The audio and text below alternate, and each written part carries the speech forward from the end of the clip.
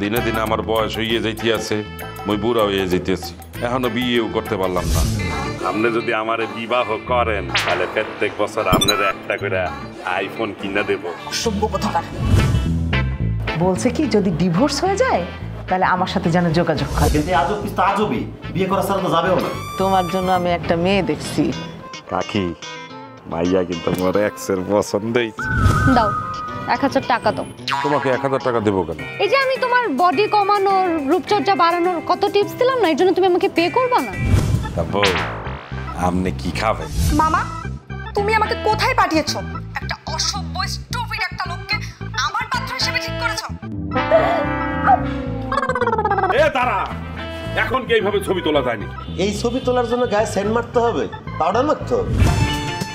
টাকা পয়সা এই নাদেরের দ্বারে তেজপাতার মতো। তোমার কি কি পছন্দ হয় তুমি নিয়ে নাও। তুমি পাত্রী পেয়ে গেছো তোমার এটা? পাত্রী বিদেশ থাকে, ও কি বিদেশে তবে পাত্রীর সাথে?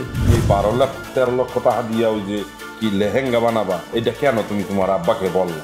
এই মুই দিতে আছি তোমার। ও 3টা নাম্বারে যেহেতু I guess something is very wrong. আসলে